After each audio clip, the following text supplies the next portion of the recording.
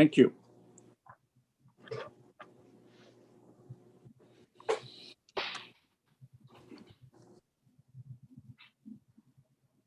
And we're live now. I'm Dr. Subhi Ali. For those who were not with us during the first panel, I'm chair of the Jerusalem Fund and Palestine Center. And our second panel for the day about, quote, solidarity and activism beyond 2020, which actually will be a continuation of where we left in the first panel, will be moderated by Dr. Professor Abdulrazak Takriti, who received his doctorate from Oxford. He is currently the Arab American Educational Foundation Chair in Modern Arab History. And he is the director of the Center for Arab Studies at the University of Houston, of course, Texas. Professor Takriti is the author of the award-winning book, Monsoon Revolution, and the co-author with Carmen Abulsi of the Palestinian Revolution, the website of which learnpalestine.politics.ox.ac.uk. This book was awarded the 2019 Middle East Studies Association of North America Undergraduate Education Award.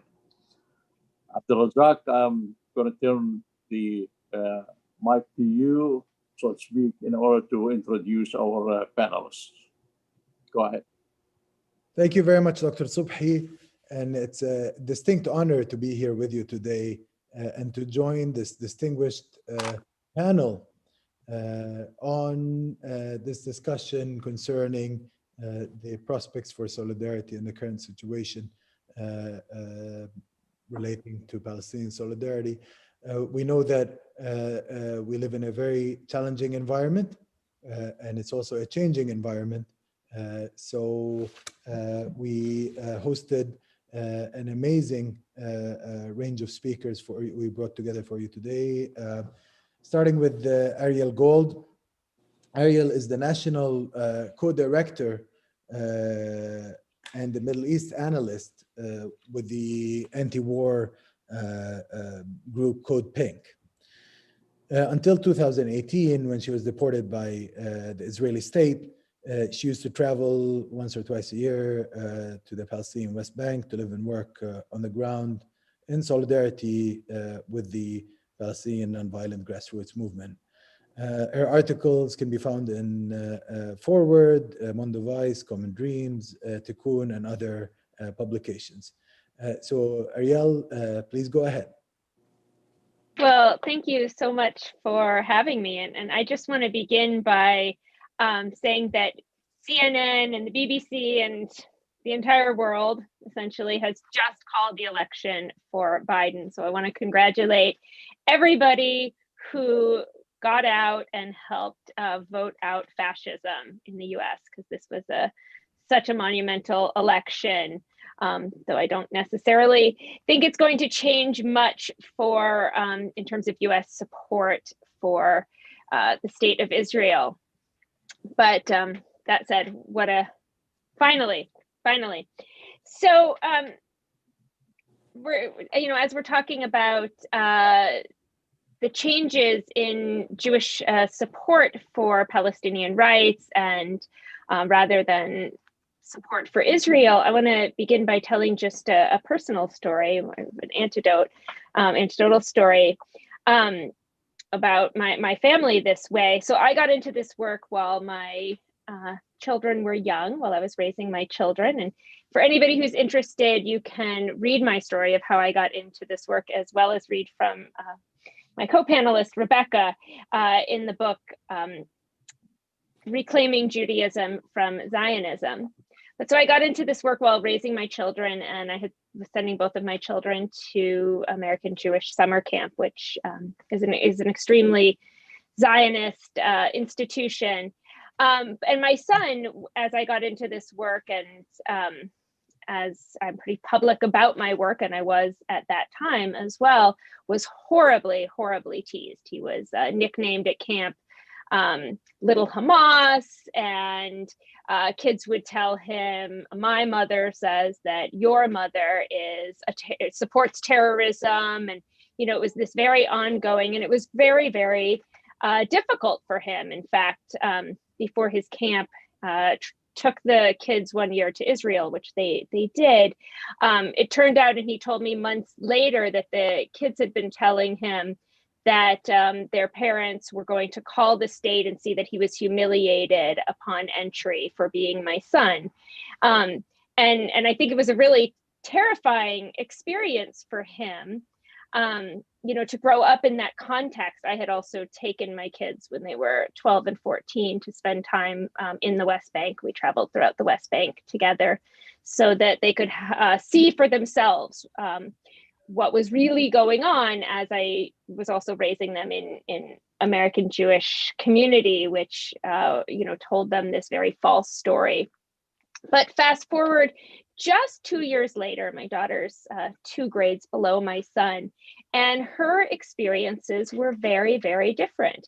By now, of course, all of the parents at our summer camp knew who I was, and this was a very well-known thing, my opinions.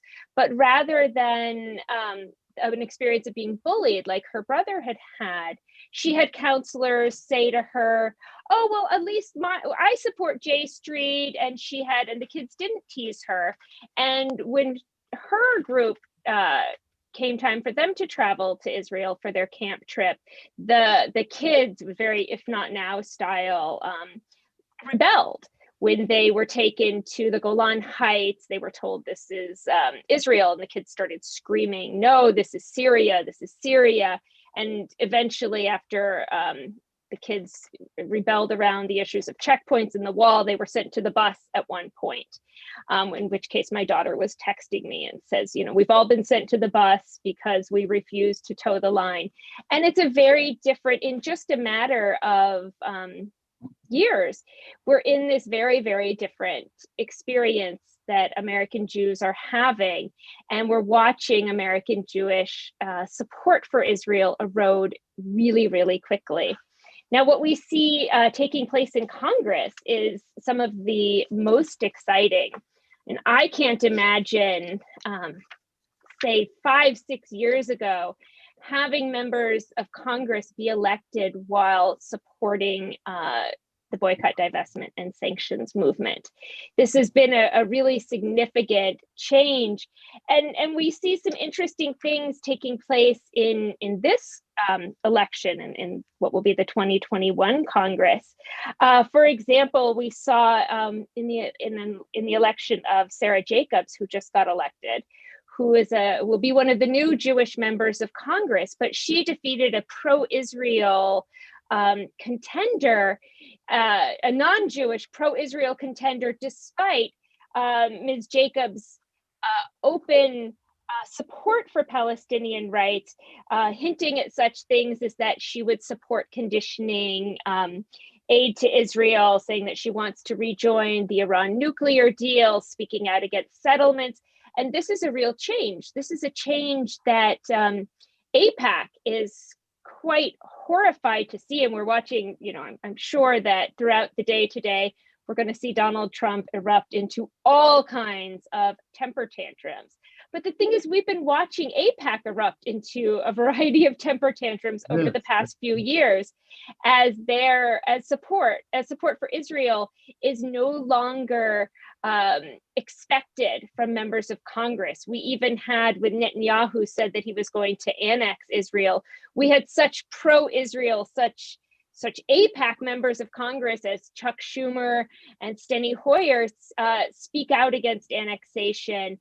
And we've seen, so we're seeing these incredible things taking place, and we're seeing real transitions inside Congress, even as members get into Congress. So for example, Ayanna Pressley, in her first years in Congress, she voted for an anti-BDS bill, but it was her own constituents, Jewish constituents, many members of Jewish Voice for Peace who demanded from her an explanation. And then later on, as Netanyahu pushed annexation, she was one of the leading members of the House to put forth a bill calling for conditioning of military aid that it not support annexation. So we're watching this transformation even in real time, and even after members have already entered Congress. And I know I'm really excited to watch some of the new progressives that will be coming into Congress that either call themselves pro-Israel or have avoided the issue.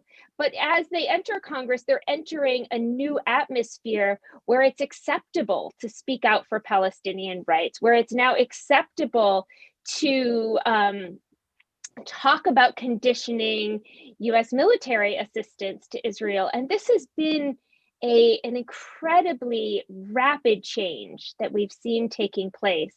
One of the really exciting moments for me was in fall of 2019. My God, I can lose track of time these days with how everything is going.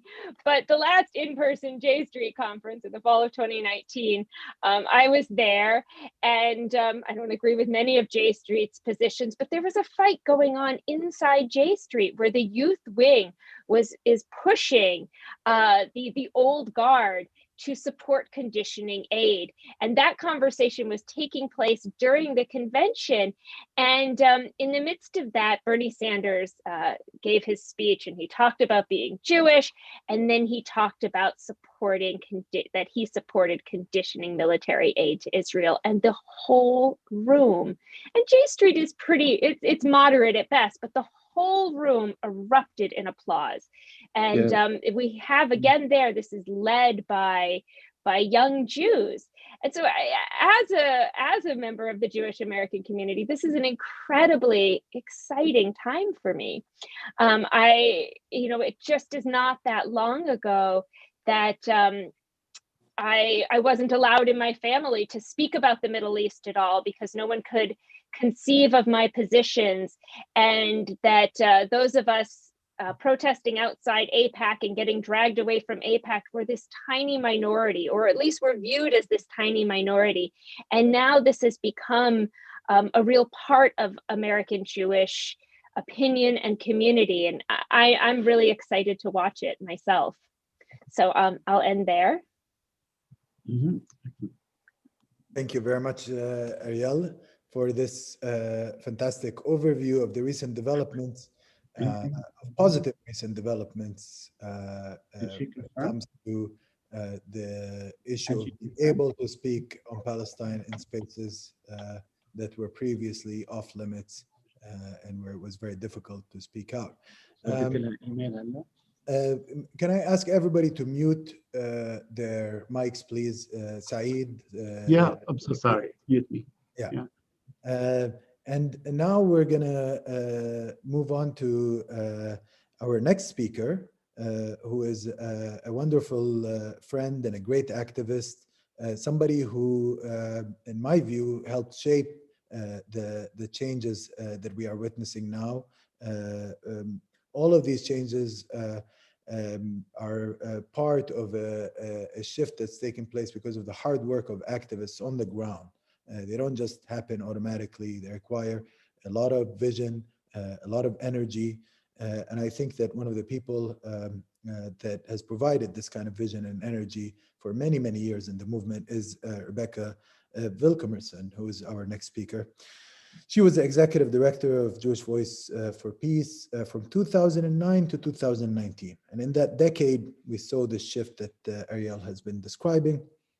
During that time, she led the organization to become a national force with 70 chapters, almost 20,000 members, and over 250,000 supporters, while also endorsing the BDS movement and eventually taking a position against Zionism, which are two very big shifts that took place within the movement. I, like many other Palestinian activists, used to be very critical of the ambivalence around these issues. And I think Rebecca and some fantastic leaders like Rebecca took the initiative and managed to decolonize that space and take it to a very advanced set of positions that we see today. Rebecca has been widely published in outlets, including the Washington Post, the LA Times, Haaretz, and Newsweek. In 2017, she was named one of the 50 most influential Jewish leaders globally by the Jerusalem Post. She is currently working as an independent consultant, and you can follow her on Twitter. I highly recommend you do that at Vilkomerson. And now let's move on to hear from Rebecca. Welcome. Thank you. Thank you for that really beautiful introduction. I really hugely appreciate it and feel very moved by it. I'm keeping my door open so I can hear the cheers from outside my Brooklyn neighborhood that are ongoing right now. So it's a pretty incredible moment for us all to be together, I think, and to celebrate what our movements have accomplished in the broad sense. And so I'm going to focus on and try to do a little brief overview of where the BDS movement is in the United States. And it was sort of a nice change for me that Ariel was going to take on the speaking on behalf of the Jewish community space. And I get to just talk about the BDS movement and where it is and where I hope to see, we all, I think, hope to see it going. So that's an exciting thing to be able to take on. And I think, again, one of the most exciting things that has happened that really did begin in 2016 was that the fight for Palestinian rights started to be integrated into a progressive agenda. And I think some of what the conversation that we're going to see going forward now that Biden has secured his victory is how fast that will continue to happen. And I don't think it's a question of whether it will, but I think it is a question of how fast it will. And so I think one of the things that's interesting to think about is sort of the big story that I wanted to talk about here, because the news cycle has lasted about 30 seconds. No matter how big the story is, things pass so fast. And so I wanted to revisit this story about AOC, Representative Alexandria Ocasio-Cortez, earlier this fall, withdrawing from an event commemorating Prime Minister of Israel, Yitzhak Rabin. And I think it's a really, really interesting and important example of the way things have changed over the last few years because of the movement building that has happened. And I think probably most people here know that story, but just to very briefly recap it, AOC agreed. I don't know. Maybe some other people know the inside story of how that happened. But AOC agreed to speak on at this event memorializing Yitzhak Rabin. It was sponsored by Americans for Peace Now. And when I first heard about it, I kind of assumed she would do the sort of classic thing, which would be totally legitimate given how in demand she is and the electoral season and all that sort of thing, where she would sort of withdraw quietly, maybe because I knew that she's taken really good positions on Palestine before. That she would withdraw quietly, say there was a schedule problem, and just it would be a story that went away. And I felt so incredibly moved by what she did instead, which was she basically said that she'd been listening to Palestinians, and Palestinians in particular in her district, and Palestinian constituents, Palestinian American constituents, and Palestinian-led organizations that she is in relationship with, other allies in the broad progressive movement that got her elected and gives her power, and that she was, instead of leaving quietly, she said, look, I have learned something new from having said yes to this and hearing how it hurts people, and I'm centering Palestinians here and the harm that it does them, and I'm withdrawing from this event. And I think that was just, again, it's so rare. It made us, I think, all remember yet again, maybe as a Palestinian you never forget, but certainly it made me remember yet again how rare it is that a politician does center Palestinian voices and Palestinian needs and Palestinian perspectives, and how deeply embedded now as a progressive politician the fight for Palestinian rights are, and I'm sure the certain kind of political calculus that went into it was more important to back her Palestinian constituents or Palestinian supporters than it was to offend sort of the Jewish American peace establishment, for lack of a better word. And I do think this fits within the boycott movement. It's not exactly it wasn't a boycott campaign, but it's not part of the boycott movement, because I think it was a form of cultural boycott, observing a cultural boycott. It was a form of non-normalization. And I think more than anything, it shows how deeply the ethos of the BDS movement, the boycott, divestment, sanctions movement, has moved into the progressive, maybe I can't say mainstream, but has moved into progressive thought, in that it was clearly to her a crossing of a picket line once she understood it, in a way that was not in line with her values and the politics and the principles that she espouses, and therefore was not something she felt comfortable doing. And I think that is a reflection of all the many, many years of work that so many people and organizations have been putting into the BDS movement here in the United States. And then I think, some of the stuff Ariel mentioned is also really important. Again, the easy re-election of the squad. They all were re-elected easily. They've taken positions in favor of the BDS movement. I think the fact that Cori Bush in particular was elected, she took a position in favor of the BDS movement. There was an attempt to derail her candidacy because of that, which failed, obviously. And actually Jewish Voice for Peace Action, which is the political arm of Jewish Voice for Peace, one of the two big campaigns they took on was supporting Mike Siegel. He was challenging one of the most racist and right-wing representatives in Texas. He was polling evenly by election eve. Unfortunately, he did lose his race. But again, I think the fact that Mike Siegel was happy to embrace the support of Jewish Voice for Peace Action, even though I still say we, even though we and I am still a member, even though we take a position supporting boycott, just shows the ways that support for the BDS movement is not only no longer something that a politician will feels the need to completely avoid, but it even can be an asset in a progressive politician's campaign. One thing I want to alert everyone to, if folks may or may not have been aware of this, but we are going now into these two Georgia Senate runoffs, and it's going to determine whether the Senate will have a Democratic majority. And Reverend Warnock, who's one of the challengers, Reverend Raphael Warnock, has been to Palestine with National Council on Churches. He signed a letter talking about, that was a pretty moderate letter, to be honest, but that talked about the apartheid conditions that Palestinians live under. Almost immediately when the runoff was called, he started to be attacked on that letter. And I think it will be interesting and extremely important for our movement to figure out ways to support him and help him stick to his guns and hopefully not withdraw from that letter, and for him to understand, and for the rest of the country to understand, that taking a position like he did, which was at the very minimum was a very reasonable position based on firsthand knowledge of the suffering of Palestinians and based on a Christian interpretation of values, that is a viable political position. And we will see what happens with that race. But I would say, if I were, that as we're thinking about this next little period, that would be a place that I would hope that we would put a lot of energy, is supporting him and supporting him to be able to maintain his positions. The one other thing I wanted to lift up in that sense is the New York State Assembly, actually here in my home city and state of Brooklyn and New York State.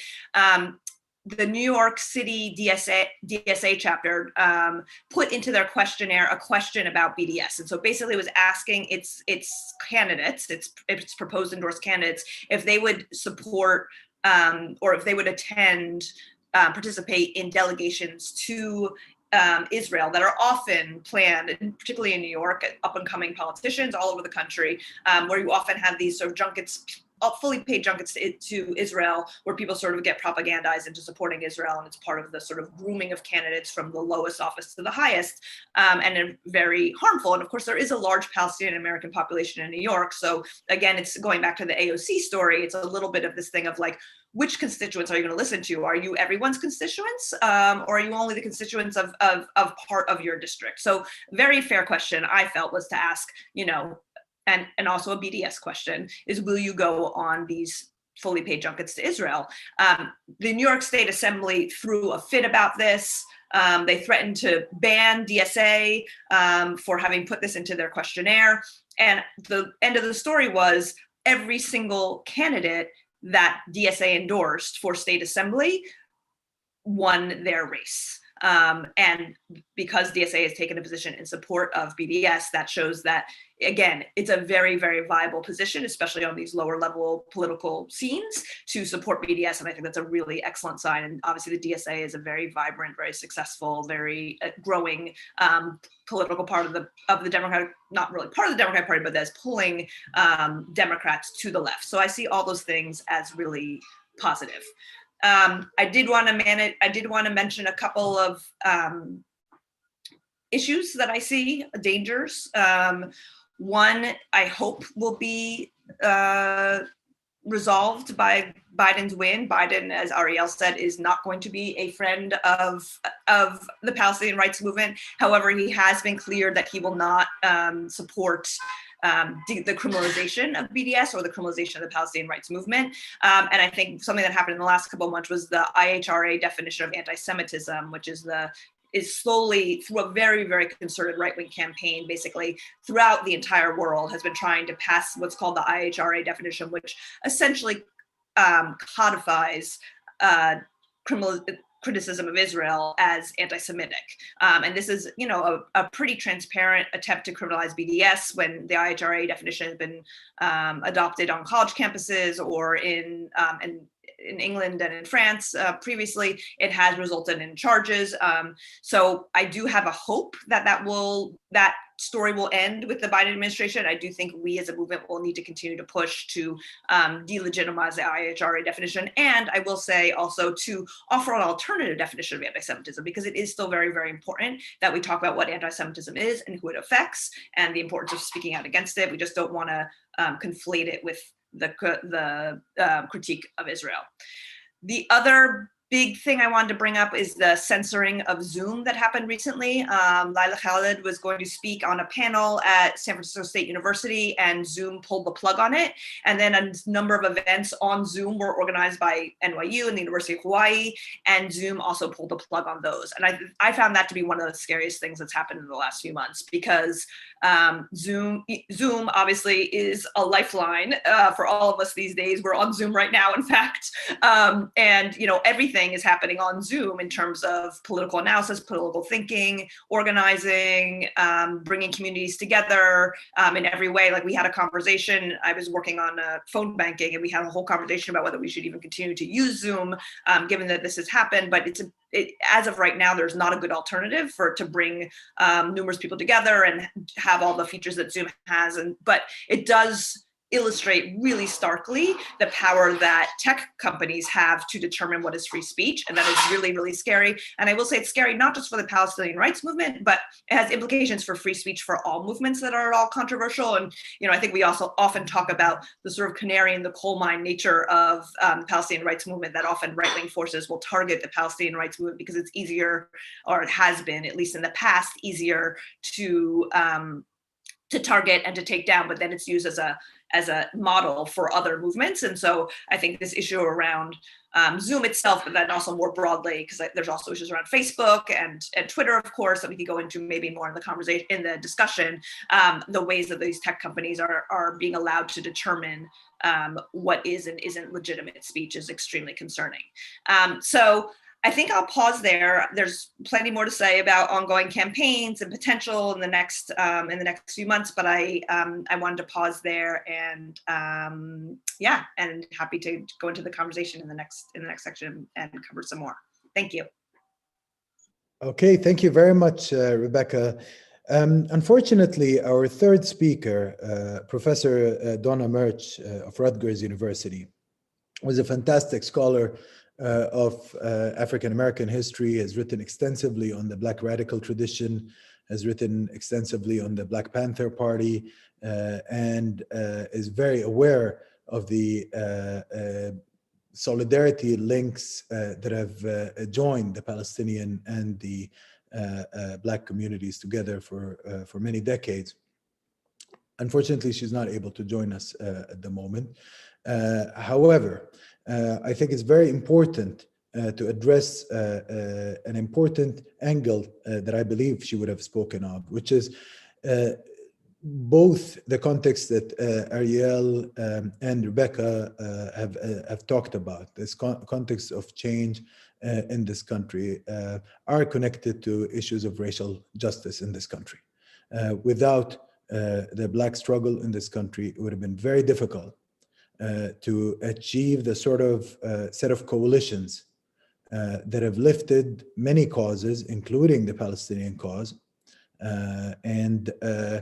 I think in that way, as a historian, I find very strong parallels between the role of the Black movement in the United States and the African American civil rights movement in the United States and the racial justice movement in the United States with the role of the Palestinian movement in the Arab world and the Middle East as a whole. Because traditionally, these movements have been the movements that have lifted all other causes with them in these settings. They've contributed immensely to shedding light on injustice, no matter where it takes, precisely because they're so central to the systems of oppression that operate in their respective contexts. So that parallel has always fascinated me. I think that it's important to bear it in mind. And it's important to connect it also to other facts that distinguish the United States from Europe now. Maybe this is a discussion that maybe Rebecca and Ariel could contribute to. But I've been actually wondering in relation to the IHRA definition, and I've been thinking a lot about how it played out so differently in the United States and Europe. And it's not just the First Amendment difference here. It's actually the fact that we've had a civil rights movement tradition here and coalitions connected to it has meant that it was very difficult, even for those on the left, to not center the Palestinian voice in these when it came to these issues. And this is something that, a discussion that we had in Britain for a long time amongst, within the solidarity movement. They're part of the problem that Jeremy Corbyn and others were engaging in at the time, was that they tried to wish away the issue. They did not center the Palestinians in the middle of this. But here in the United States, that was not an option within a progressive movement, precisely because we've had a long tradition of civil rights work here that basically ensures that these communities have to be centered. Their voices have to be heard. You can't just come and wish them away or not address their role. And of course, I think it's very important that we hold on to that here and expand it and consolidate it as we confront these situations. I think the example that Rebecca has mentioned, AOC's example in how she dealt with the Rabin event, showed that by saying, look, I have Palestinian constituents, they matter too. They have to be part of the story. That is the sort of response that is required to deal with this attempt at complete erasure. We cannot confront erasure by adding further erasure to it out of fear. We have to say there is a Palestinian people. They do matter. They are oppressed, and this story is very much about their oppression, as it is about other dynamics of discrimination and racialization that do affect other communities as well, obviously. So I was wondering if Rebecca and Ariel had thoughts on that. That's my question to them. And of course, we're going to be fielding some questions. Mohammed is helping me field some questions from the audience. So yeah, Ariel, do you want to start? Maybe? You're on mute at the moment for some reason. Sorry about that. I first just want to pick up on a piece that Rebecca was talking about in terms of the AIPAC trips to Israel. Code Pink, we have long tracked these trips, and for many years we've been asking members of Congress not to go.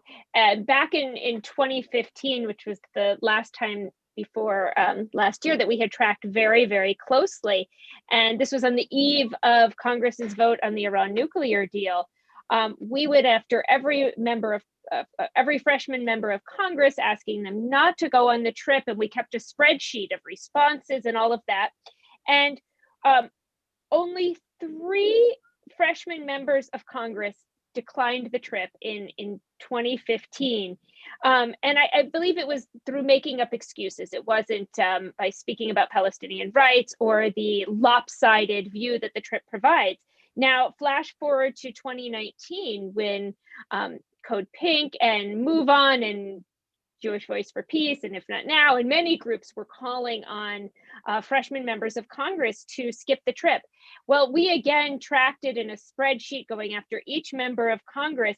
And this time, around half of the freshman class didn't go on the trip. Now, many of them came up with excuses, but many more of them spoke about the lopsided nature, refused the trip. And of course, we had Rashida's trip to the West Bank where they couldn't get in.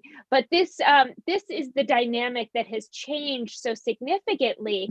And as we look at the gains that we've made in bringing Palestinian rights into the progressive movement, it has been through an enormous amount of hard work and effort that's been going on for years. And that's very much the case as well, linking the US struggle for racial justice with the Palestinian struggle for freedom. And I'll bring this back again to American Jewish community. So within American Jewish community, there has been an incredible amount of effort and solidarity from many American Jewish groups, Jewish Voice for Peace, Jews for Racial and Economic Justice, If Not Now, and many others who have shown up, putting their bodies on the line for racial justice here in the United States and prioritizing that. And while at the same time linking it to the struggle for Palestinian rights, but not separating those two, and really knowing that this was the moment, this was the time to put Black Lives Matter in the forefront, to show up with bodies on the streets in New York City. And I know Rebecca, who's in New York City, has been there herself. And this has been the incredible and important work that has made this possible.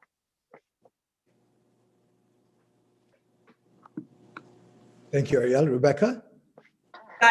Thanks, Ariel. I wanted to go back to your original question, which really made me think a lot about, yeah, I think, like you were saying, is a long history of Black Palestinian solidarity in this country, and I am obviously not an expert on that at all, but I am thinking about, I think it was around 2013 or so, I went to a conference at the Carter Center that was specifically for Black church leaders from across a large number of denominations, and it was a real education for me, and one of the things I remember the most about it was somebody saying, the minute I got off the plane, I could smell the racism.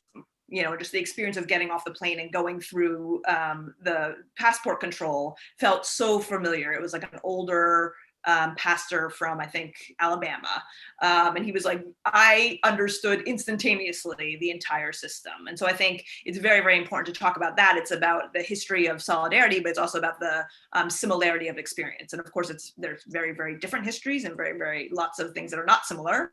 But there is an immediate understanding of the fundamental racism that's at the root of the experience that Black people have in this country and that Palestinians have in their homeland that is very legible to Black Americans as soon as they experience it in person in particular or learn about it. And so I think that's part of the background of course, in the 1960s, as you were saying, like, for example, SNCC took a very strong position and was very aligned with the Palestinian Liberation Movement. In 2014, you know, for Gaza to Ferguson and the sense of solidarity being the tear gas that was made by the same American company the same summer that the Gaza war was happening and the enormous protests were happening, when the movement for Black Lives really took off, that was like a very, very enduring bond that was, again, not created in 2014 because it built on the history from that went back, like you said, Abdel, like 40 years, and also was building on things like organizations like the Dream Defenders that have been taking young Black leaders to Palestine over the last many years, church groups that have been taking leaders of Black churches to Palestine. And so, again, understanding the sort of small pieces of the movement that come together to build those relationships. And I think that has very much paid off. It's an ethical and moral principle, and it's also a political strategy in terms of it's really, really important that, again, the broad progressive movement, which is more and more appropriately centering Black lives, that there's a deep understanding of the way the Palestinian struggle for liberation is also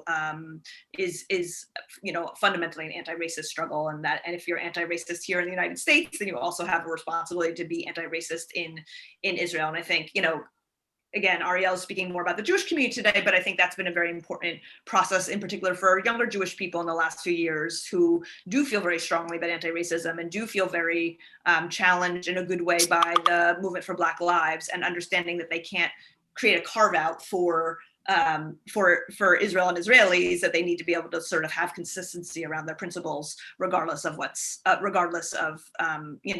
what they may have thought that Israel was, or were trained from their childhood, like many of us were, of what Israel actually was. The last thing I do want to mention is an ongoing Jewish Voice for Peace campaign called Deadly Exchange. And the purpose of Deadly Exchange is to end police exchanges between the US and Israel, and the sort of fundamental understanding that, again, Israel did not invent racism. American police have been exemplary in their deployment of racism and racially based policing and militarized policing for a very, very long time. You could even say, and many scholars do say, from the beginning of that policing, the kind of violent structure-based policing that we have in this country is based in trying to keep slaveries and people who are enslaved. And so that's a very, very deep and long history. And so the idea behind this campaign is not that Israel is the one that can teach American police to deploy these tactics, but that there is, again, it's based in this understood similarity between what is happening to both of these populations, and the fact that as an occupying force, Israel uses a lot of, again, very militarized tactics, to the point of also being deployed by the military, in addition to the Israeli police, and that there is a very specific effort that is led, I'm very sorry to say, by organizations like the Anti-Defamation League, the ADL, which paints itself or tries to paint itself as a civil rights organization, while also being one of the biggest partners with law enforcement agencies in the country, and that they are one of the biggest examples of organizations that are bringing police officers and police chiefs to Israel to learn from the tactics of the occupying army and how to use those in a militarized, occupying type way in the streets of the United States and in the cities of the United States. And it's also just like any other propaganda trip, like the AIPAC trips that Ariel talked about, or the organized trips that the New York City DSA was talking about. Part of the purpose is to inculcate people with a sort of Zionist worldview in terms of what the challenges are and what are the appropriate responses. And so the purpose of the Deadly Exchange campaign is to break that alliance and to bring it into question. And I would say that we've had a very, very, it's been very successful, both in terms of shifting the narrative about organizations like the ADL, calling into question why police forces should be getting training and from Israel. And again, it is an exchange. Also, Israeli police come here and get training from US military and police forces. Also, it's become part of the defund the police movement, in the sense that, again, it's extra training for police that's being given to help them be more militaristic in a systematic way. And so one of the demands of defund the police is to stop giving them money to make trips to Israel. So it sort of has been taken up by that broader movement that has emerged in the last 8 or so months since George Floyd's death. So I think that intertwining, again, of the Black liberation movement and the lived reality of being a Black person in this country has very much informed the way that campaign, brings together the experiences of Palestinians and Black people and other people of color in this country. Thank you, Rebecca. We have a couple of questions from the audience, but a couple of quick comments. Historically, I was actually following this whole debate on well, why are you saying the Israeli police have a role in teaching the American police anything? And American police knew it all before. Of course they did. But, as a scholar of British counterinsurgency, for example, I've written a lot on that. You notice that even the British were sending observers to Vietnam. And of course, the British counterinsurgency tradition is much older than the American one. But oppressive systems, in the same way that solidarity movements and movements for liberation learn from each other, oppressive systems also share ideas and tactics, and it doesn't mean that the American one doesn't precede the Israeli one. In many ways, actually, American settler colonialism, if we see it as the original moment, which is the colonization of this country against the native inhabitants of this country, was the blueprint for things like Palestine. So it originates here, not the other way around. But that doesn't alter the fact that there could be knowledge sharing, which, as we know, it does happen, and otherwise these trips would not take place in the first place. Now, of course, in addition to that and to the knowledge being shared, this is also about legitimation. By sending American officers to the Israeli state, they're legitimizing the Israeli endeavor. And of course, the Israeli institutions that are hosting them are also legitimating their own activities in what James Baldwin called in a wonderful essay in 1966, his essay, A Report from Occupied Territory. He was talking about, of course, not about Palestine in this essay. It was talking about Black areas and neighborhoods that are literally occupied by the by the police. Okay, we have a question from an anonymous question. Moving forward, especially with the Trump administration's extreme support for Israel, do you believe Jewish Americans will increase their support for Palestinian rights, or has it plateaued? Has that support plateaued? So moving forward, especially with the Trump administration's extreme support for Israel, do you believe Jewish Americans will increase their support for Palestinian rights, or has that support plateaued? This is a question for both, I guess, Ariel and Rebecca. Ariel, do you want to go ahead and start? You're on mute again. Sorry about that. So I really think we're at the beginning of American Jewish community, first of all, realizing what's going on in historic Palestine.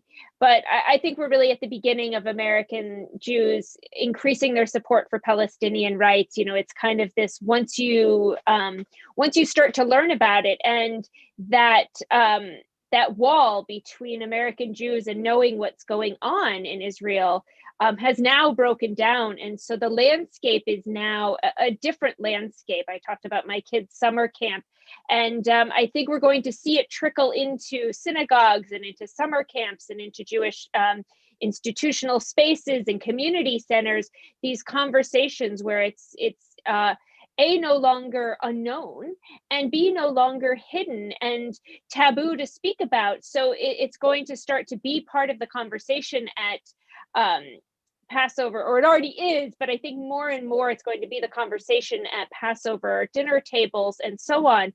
I think what we're now going to be very much grappling with is a changing landscape in the Middle East around Palestinian rights. And much of this came about during the Trump administration, but you said, settler colonial states learn from each other, or oppressive states learn from each other. Well, we're watching this new alliance in the Middle East between repressive Arab states like the UAE, and I think we will see Saudi Arabia in time normalize relations. And in return for that, we immediately see that Israel is attending a weapons expo in the UAE, and we see the UAE helping remodel the checkpoints in the West Bank, helping with a fund for that. And so we're going to see this changing landscape, and I think that's going to be part of the task in front of us, to see this larger picture of the Middle East landscape with Israel allying with these states, and a different conversation there that we're going to have to grapple with. Dr. Abed, I would like to jump in view of what I just heard before other questions. I have a comment, and I would like to mention that collaboration in the United States between Palestinians and American Jewry goes back to actually probably 1950, 52. And I would like to refer the audience to an article by Alfred Lilienthal in the Reader's Digest, which he published under the title, Israel's Flag is Not Mine. Mr. Lilienthal went on to write three books actually at that time in the 50s and 60s. One is What Price Israel?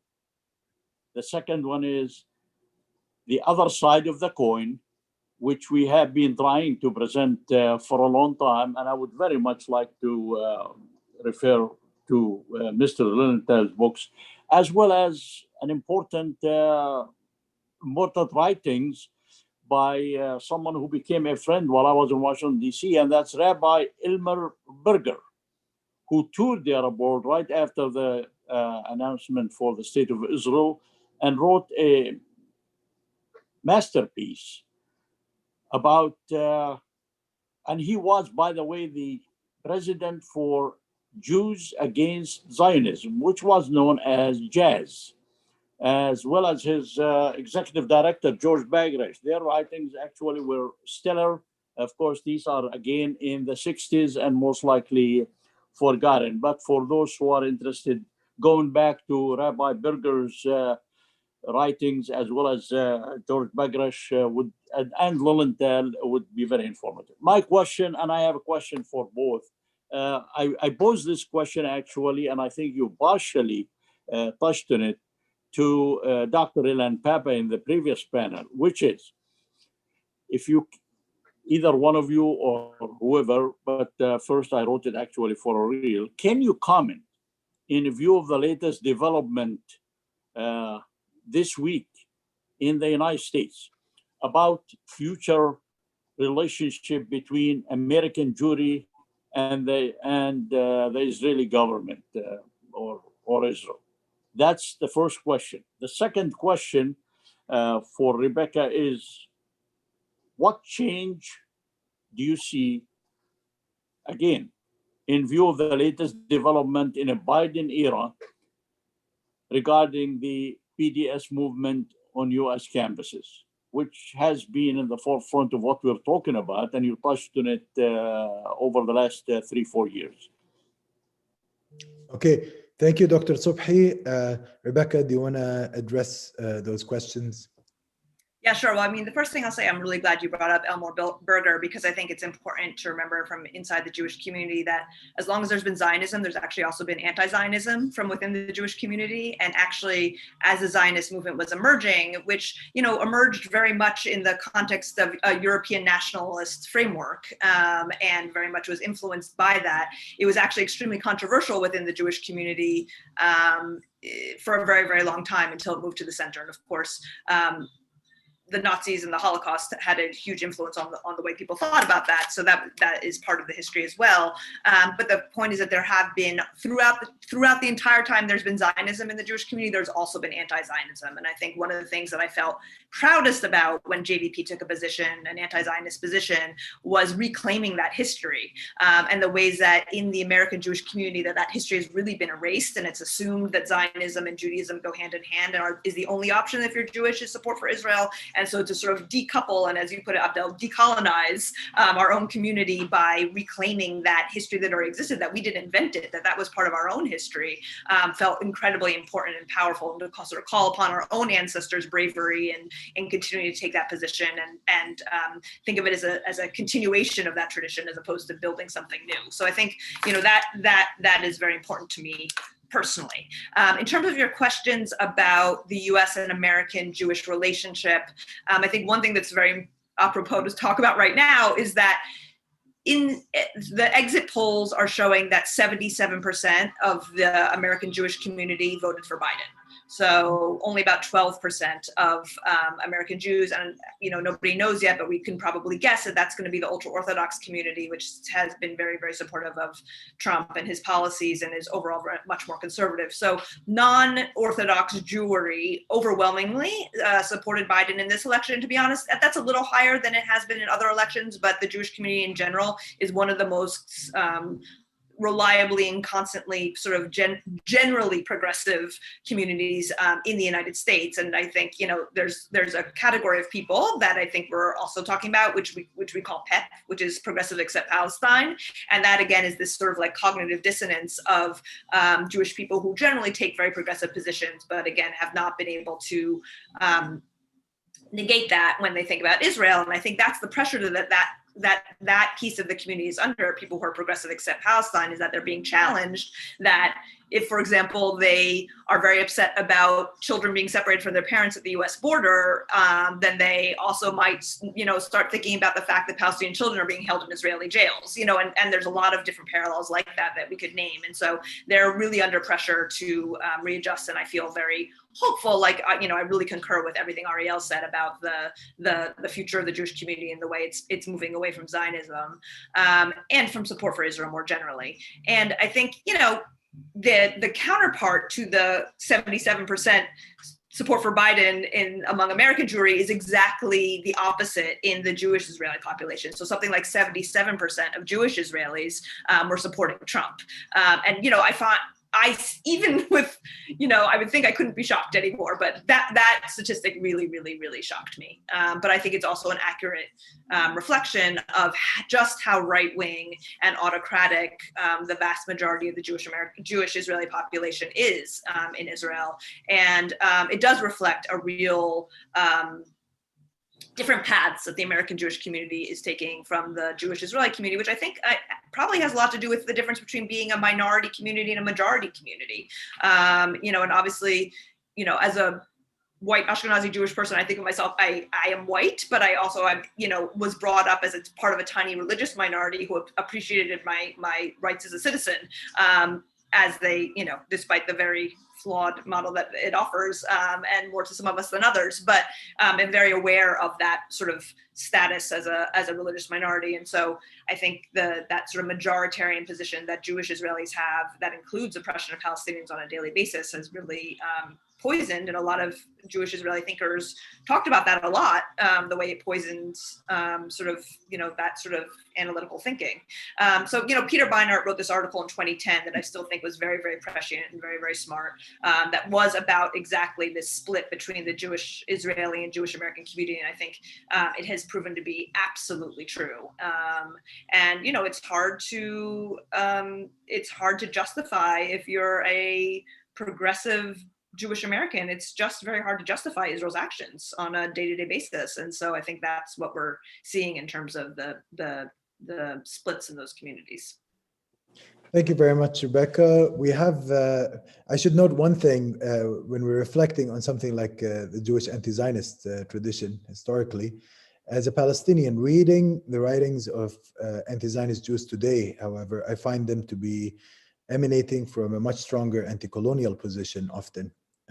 And there is a greater awareness of the Palestinian people in them. So I do think there's even progress within that. Of course, it's important to outline the tradition, but many of the conversations in the late 19th century, early 20th century, almost internal community conversations about what will be the fate of Jewish communities in Europe and elsewhere as a result of Zionism. Of course, there were some minority voices that cared about Palestinians, but for the most part, it was really about the Jewish communities themselves. And I think what's so great about what's happening now is that we're seeing a very strong solidarity tradition emerge, a very strong humanist, universalist outlook that sees the path for liberation as a joint path for all peoples. And that is something beautiful to witness.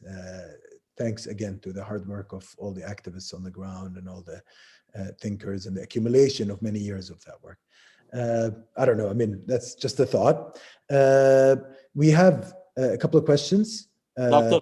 Abed, can we have an answer to the yes, question? But Dr. PDF. Subhi, we must give the audience a chance to ask their questions, because there have been two questions that have been posed a long time ago. One is by Benjamin Toa, and he asked quite a while back, please give a sense of what % of American Jews in general, and activists in particular, support the Palestinians in their struggle for justice. So that's the first question. Another statistically minded question is, do you think the USA Jewish community knows that the population between Jordan River and the Mediterranean Sea is 50% Israeli Jews and 50% Palestinian Arabs? So those are two questions. Ariel, do you want to start? So the first one, just to remind you, please give a sense of what % of American Jews in general and activists in particular support the Palestinians in their struggle for justice. I think this is actually a difficult question to get to, and that's because polling of the American Jewish community can be incredibly problematic. And I encourage folks, at the end of last month, there was an article that came out in Jewish Currents titled, "Are 95% of Jews really Zionists?" And for whoever posed this question, or for whoever is interested in American Jewish opinion, I encourage you to read this article, because it really goes into polling of American Jewish community and how problematic that is, how the wording is problematic, how biases are built into the polling. So, you know, when you're asking American Jews the degree of importance of Israel to them, it's a complicated question, right? Because many of us have family in Israel, and you're talking about the importance to us of the Jewish people, because many of them are there. So of course it's very resonant for American Jews, but that doesn't equate necessarily, though it is reported that, oh, okay, American Jews say that they, you know, are Zionists and feel attached to Israel, but it's actually a much more complicated question. And for American Jews, the issue of Israel, the issue of the apartheid there is a very complicated question. And it's a question that also, as American Jews learn about it, and especially for those of us who it was hidden from, it can be a very painful process. I know for myself, it was a process of grief. It was a process of grieving what I had believed about Israel being a good state, or meaning well, or so many things, and the pride my family had taken in supporting Zionism in the early 1900s before it was even popular. So I had to deconstruct that within myself, and it was a painful process. So again, these are complicated questions, and I think we really need to get some better polling of American Jewish opinion. And until then, I don't think we can answer that question in the same way. But I think we can look to what Rebecca said, that American Jews as a population, as a community, as an ethnicity, are one of the most progressive. We have long voted Democratic by and large. You know, we did so again this election. We have a history of working in labor movements and anti-fascist movements. And so I think you can look at what the beliefs of American Jews, and, you know, kind of tie these two issues together. Rebecca? Yeah, I the think USA Jewish community knows about the population realities, demographic realities. I think that was the second question. Yeah, and it is so tied to the first question, right? And I think what Ariel just said is so important. And actually, it made me think about a panel that Ariel and I were both on that the Palestine Center sponsored, I think about a year and a half ago, which was on the occasion of a book that was published. Oh my God, now I'm not blanking on the name. Ariel, you probably know. Oh, you have to unmute. You have to unmute. Reclaiming Judaism from Zionism, edited by Carolyn Karcher. So we'll give a little shout out there, and folks can find that on Amazon and in other places. And both Rebecca and I are contributors to that. Preferably other places than Amazon. Absolutely.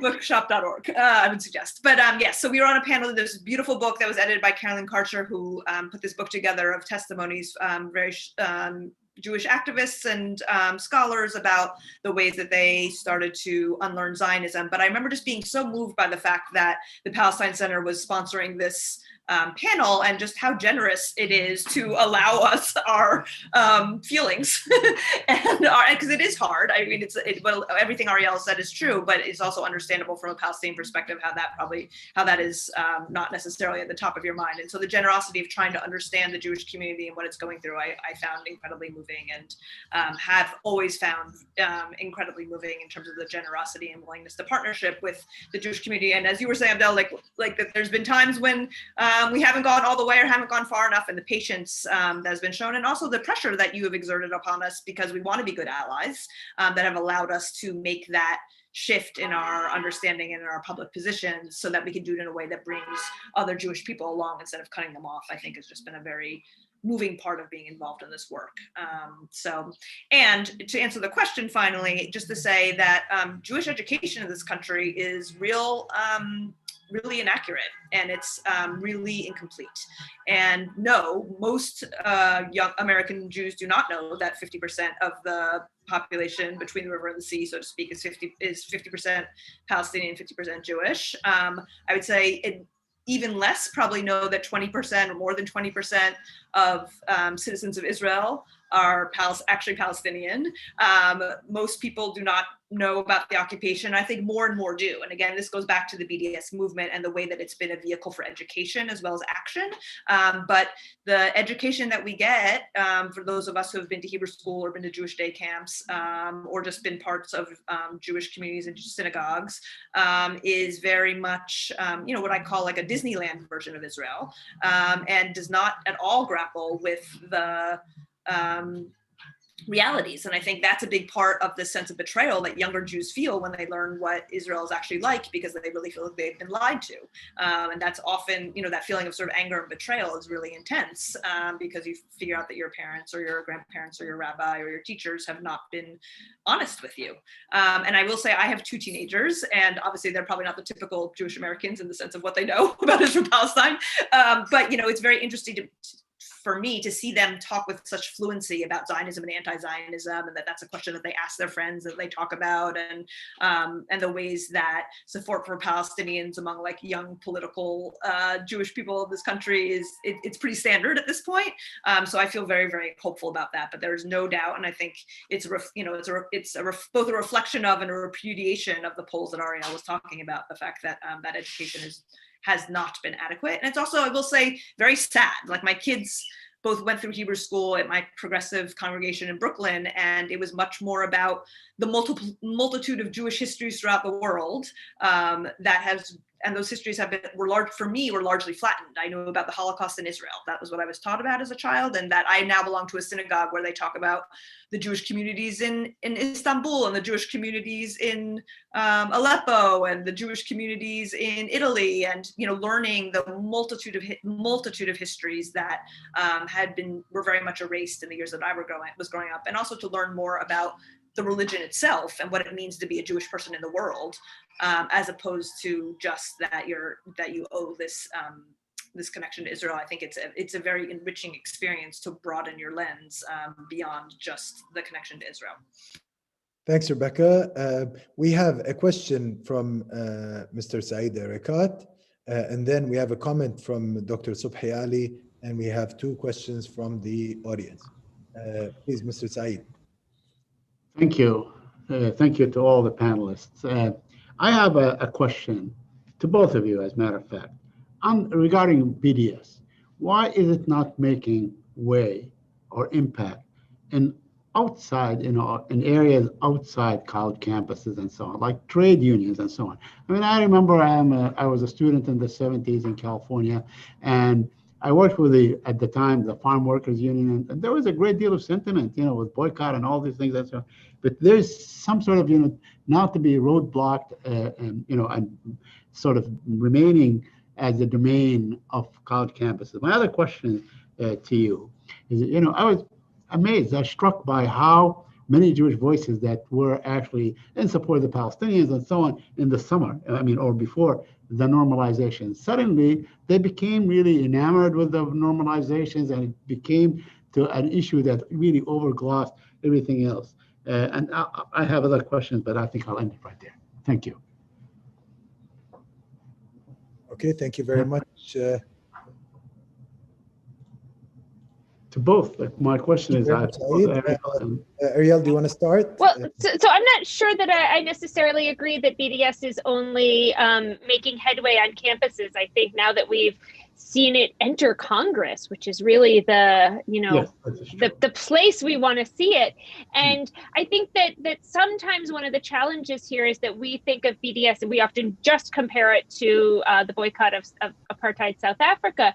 But of course, the decade is different and the state is different. So one of the what can be a challenge or an opportunity sometimes with BDS is looking at the main products of Israel. So the main things that Israel exports are its repression. Israel is the largest exporter of drones in the United States, in the world. Now, granted, you don't want to compare Israeli drone production to the US. We just keep more of ours at home or for our own use. But so Israel is a huge weapons manufacturing country and a huge surveillance technology manufacturing country. So when you look at the audience or the consumers of these products, that can create a degree of challenge there. And so it also creates an opportunity for creativity. So we've had different phases of where different parts of the BDS movement were making more headway. And we had times that the consumer boycott, when we were working on boycotting SodaStream and Ahava Cosmetics, were making real headway and had significant wins. But right now, what I see as two of the biggest successes that we're having, one would be in keeping the criminalization of BDS from taking place. And at one point, it really looked like we were just being pummeled by anti-BDS legislation left and right. And now we have Joe Biden promising to protect it as a form of free speech. Well, he's still trashing it, but promising to protect it. And that's a huge, huge gain. And it's thanks to an enormous amount of hard work that's taken place, both on campuses and in other locations. And we have members of Congress talking about conditioning aid, which for me is the biggest type of BDS success that we could see at this time. Thank you, Ariel. Rebecca? Yeah. Well, I think that's a useful reframe, Ariel. But I do think, Said, your question is a good one and an important one for us to grapple with, because I do think, and in particular around the labor movement, is a very interesting one, an important one. And I think about the couple of times I've been in London in the last few years, and the fact that the trade union movement there is quite supportive of BDS. It still hasn't taken maybe quite as much action as they could have taken, but it's much more generally seen as part of the trade union movement. And at various times within JVP, we tried to build caucuses of people in the labor movement for Palestine, and there was always lots of individual interest. I think part of the problem, to be honest, is about the state of the labor movement in this country more than the state of the Palestinian rights movement. And it will be interesting. I think that the left in this country is now in a stronger place than it ever has been. But I think the echoes of McCarthyism within the labor movement and the sort of like corporate Democrat lock on the mainstream labor movement made it very, very hard for individual activists within the labor movement to take a position on Palestine. And also because of the general weakness of the labor movement and the way that the labor movement is just, has a tiny penetration now in the United States. It's like 7 or 8% of the labor force, I think, overall. And so the weakness of the labor movement means that it's very hard for them to speak strongly on an issue that is still considered to be relatively controversial. But I do think that the labor movement is at the same time still very essential. And if we're talking about building this big, broad, progressive movement, and it's so important now that we have the squad and we have people who've been able to win, but in order to continue to build out that coalition, we're going to need to be able to bring in more mainstream swaths of the population, which include the labor movement. And so I think thinking about how we can help and support the labor movement to sweep away the obstacles within it to be able to take stronger positions is a really, really important one in the next phase. And I think that will probably have to happen from within the labor movement, not from outside it. But that's something I think is very, very important. And I think the other thing I just want to note is that it's true that the BDS movement is very strong on campuses. It is winning resolutions in support of BDS, which is incredibly important. And the fact that it feels pretty standardized that those fights are won is really a different phase than we were in even a few years ago. But, and there is a big but, very few of those resolutions are implemented. I think one has been, or maybe two, in the time since the BDS movement began. And so there is still a block where you can't go from moving the student sentiment to the administration sentiment. And, you know, it's sort of parallel to what's happening in Congress, where you have like, so the young insurgent generation, which is taking a very strong stand, and then you have the establishment members of the party, which are blocking it as well. But I think another next step that it would be prudent for us to be investing in is how do we support students from going from passing resolutions to actually being able to implement BDS on their campuses. Yeah, thank you very much, Rebecca. And if I may, I'm going to add just one quick angle, which is there's a long history of Palestinian BDS and boycott that precedes even the anti-apartheid struggle in South Africa. It goes back to the late Ottoman period. I've explored that actually in an article that was published last year in the Radical History Review. So we have a very long movement. And what's very important to realize in the history of that movement as it applies to the United States is that is the principle that was outlined by Oliver Tambo, who was really the leader of the South African struggle when Nelson Mandela, that's true. you know, and Oliver always said in relation to the question of boycott and in relation to similar tactics, that there has to be a very clear distinction between the tactic, the strategy, and the principle. The principle is not boycott. The strategy is not boycott, but boycott is a tactic. It means that it can take different forms in different settings, and we should always remember what is the end to which it's utilized. In the case of the United States, I don't think the issue is about reducing Israeli orange production or any other form of Israeli economic activity. The real issue is actually the main linkage between this country and the state of Israel is that this country is the main sustainer of the settler colonial project there. Without it, it would not exist. Not militarily, not economically, not diplomatically. And when you're engaged in a campus vote, what you're doing is far more important than actually preventing one company from joining your campus that's an Israeli company. Of course, ideally, we'd want to arrive at that. But what you're doing also is actually illustrating the moral deficiency of this American support for this regime. That is the principle you want to further. And BDS is the tactic through which to carry that up. It's as simple as that. And we have to have clarity around it so that we don't get demoralized. And so that also we don't end up in a Gulliver's Tale situation where little things become big and big things become little. Like, we have to have a sense of measure. Every victory is a good step forward, but we have to know where we're at, and we have a long way ahead, and it's okay. It's a marathon, it's not a 100-meter race.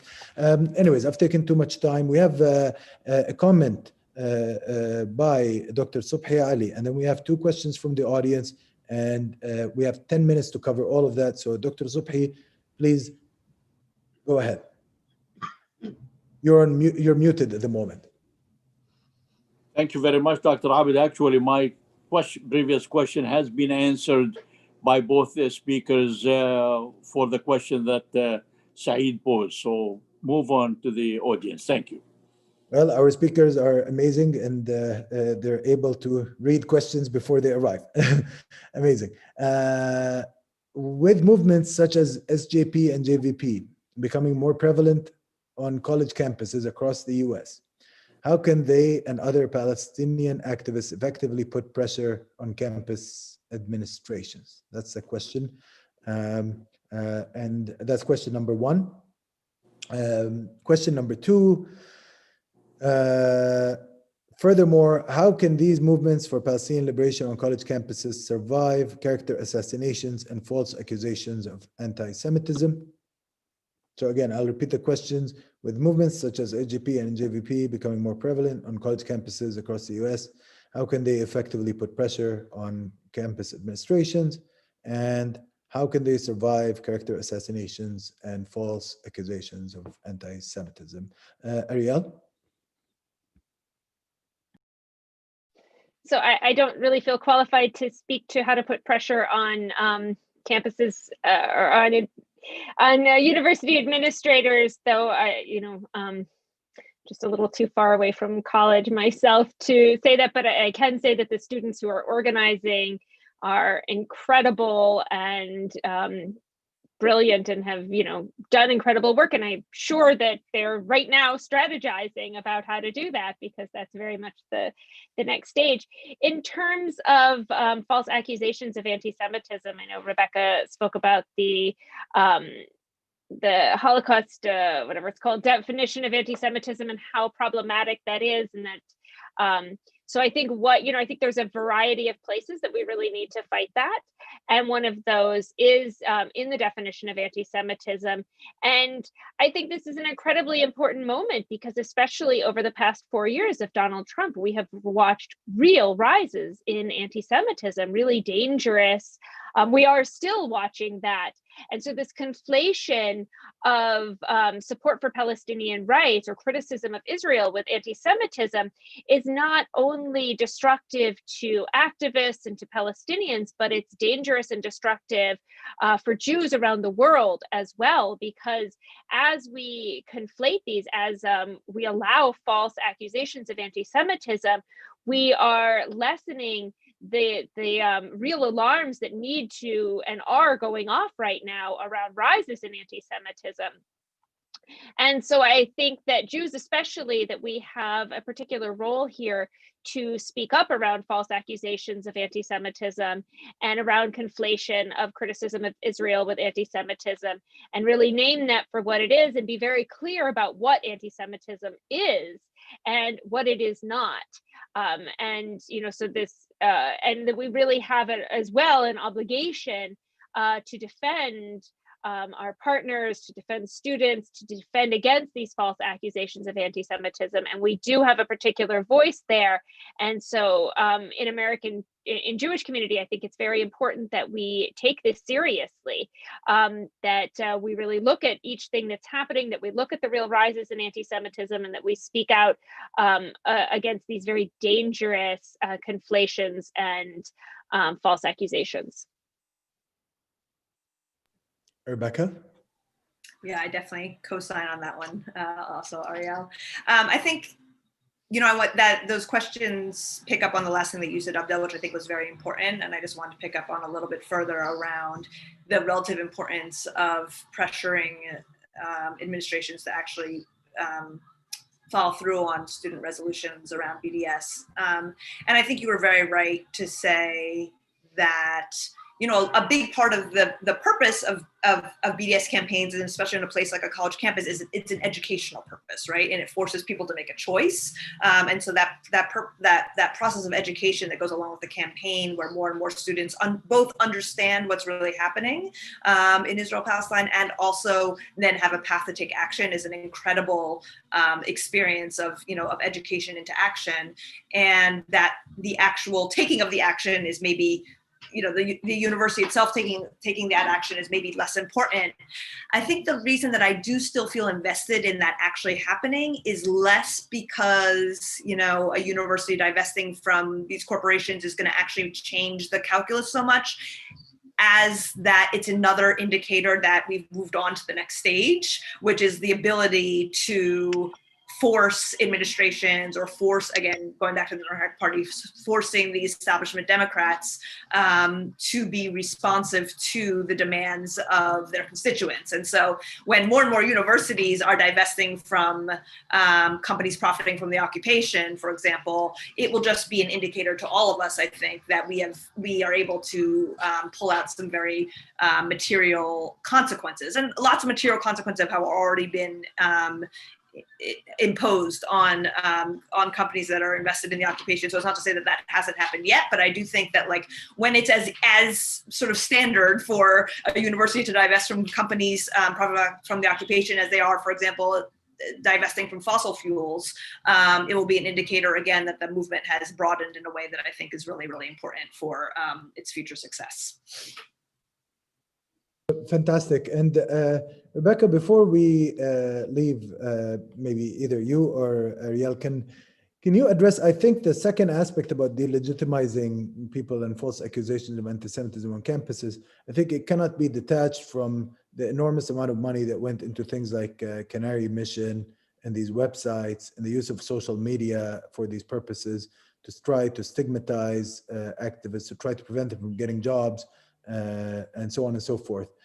Can you please comment quickly, because I think that's probably one issue that was underlying that question. Yes. Thank you for drawing my attention back to that. Yeah, I mean, I think that's incredibly important. And again, I think it actually goes hand in hand with my previous answer to the question, which is again, and to the whole conversation we've had for the last hour, which is about the broader and stronger and more diverse the coalition is, the harder it is to paint someone who's in favor of it, especially the most vulnerable people who are in favor of it, which are generally Palestinian Americans, Muslim Americans, Arab Americans, Black people, are the ones who are, those are the people who are most often targeted. I've been on Canary Mission since the day it opened. It never impacted my life. I was the ED of JVP already, so it wasn't geared towards someone like me. And I think the comments that Ariel made are really important ones. Its intent is to intimidate and keep people from taking action. And so again, I think it sort of goes back to this sort of safety through solidarity theme that many of us have been thinking about in many different ways for the last couple of years, which is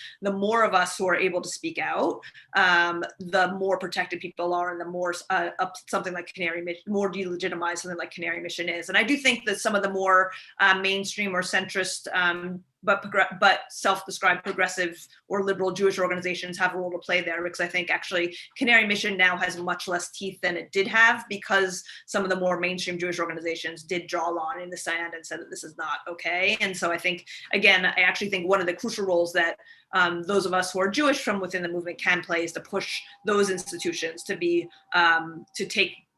to do the right thing in terms of delegitimizing institutions like Canary Mission, so that they cannot be harmful to people who, especially people who are the most vulnerable, younger people and people of color.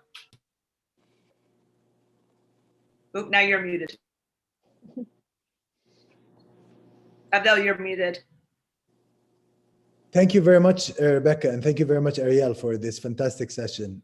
I really enjoyed your contributions, your thoughts, your reflections, and I believe the rest of the audience did.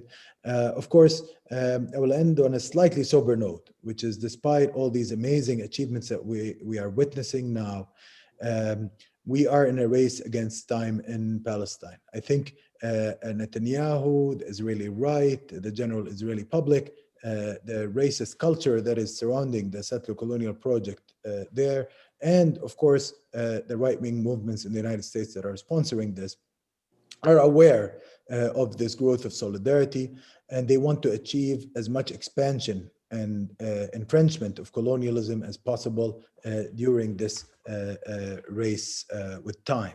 And that's why I think they intensified the process of colonization during the Trump administration. They tried to use this special opportunity to really gain ground, and they have. So we are running slower than they are, but we're building. And I think that the nice thing about what's happening is that it's based on solid foundations. It's based on a solid moral set of principles and outlooks that could act as a compass for many generations to come. And that is the real key to victory at the end and liberation at the end for all of us, regardless of our background, nationality, or ethnicity. So thank you very much for this beautiful discussion, and I hope to see you in the next session, which will take place very, very soon. Well, thank you very much, Dr. Abed. That was excellent, and for both of our panelists, that was a fantastic job. I believe that some of the questions that were raised during the question period of this panel will be most likely touched on or answered in the next panel, which will follow a 1-hour recess for lunch for those in the United States. So we're going to go into a recess for 1 hour, and we will start our afternoon session at 2 o'clock sharp Eastern Standard Time.